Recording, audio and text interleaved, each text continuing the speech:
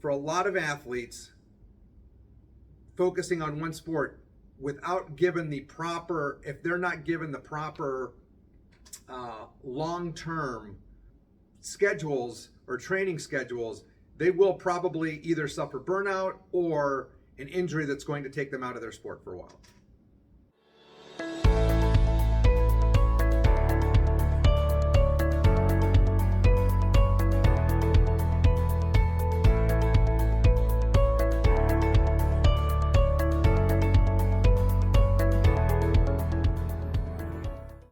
Almost 99% of professional athletes have played multi-sports and don't end up focusing on their chosen sport until either college or late high school or college.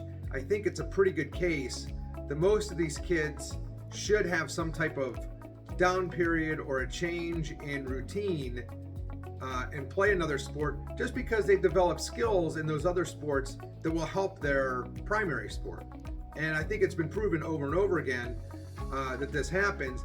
I know it's also difficult though for parents who are making this decision. You want to keep obviously utilizing resources that get them better at what you think that their chosen sport's going to be. So it's a dilemma, but I think it's one to keep in mind that especially for kids in middle school, those important years of 5th, 6th, 7th, 8th grade, kids should be getting as wide a palette or a buffet of sports as they want to play, and they should be switching because, again, any athletic endeavor, I don't care if they're not really the best baseball player or lacrosse player or soccer player, if they build skills there, it's going to make them better at tennis, better at football, or whatever their chosen sport is. The question is there a higher rate of injury for a single sport athlete that's focusing just on their primary sport versus a multi-sport athlete? And I think there's a couple of questions that you have to ask yourself, or a couple of considerations that one has to have. First, what's the support system like? If you're a one sport athlete, do you have a physio? Do you have a physical therapist? Do you have a chiropractor? Do you have somebody that's managing the recovery? What's the training program like? Who's in charge of the training program?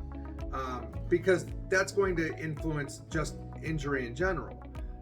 The second question is when do we start focusing on the one sport? Should we just focus on that sport? And do they have a higher rate of incidence if they just play that one sport? I do think that, I think your likelihood of an overuse injury, if you're not cycling for a down period and recovering, then I think you're, especially in a young athlete, again, not fully developed. They are not adults. Their bodies do not respond like adults.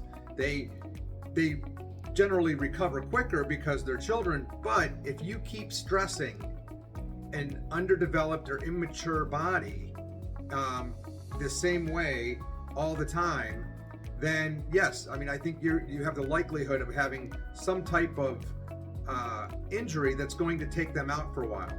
If you cycle them off that sport, even for 6 weeks, 8 weeks, 10 weeks, they're going to then have a rebound or a bounce back effect where they're going to remember how much, why they're doing that sport in the first place. They're going to miss it. You can't miss something that you're doing every day. Obviously, training is important. Obviously, the Malcolm Gladwell followers out there, 10,000 hours to become an expert in something, it's repetitive. There's a lot more to that than just 10,000 hours. So I think we have to focus in on, obviously, the long-term health of the athlete in being able to do their sport, and not getting too far ahead of ourselves in terms of where we are in that training cycle. If they obviously show potential and they are sought after, or if they're very good at their sport, they're going to be good at the sport. And most coaches, especially college coaches love a well-rounded athlete. They just do. It's not a detriment to them that a kid might be taking a season off and playing a different sport. They know the talent.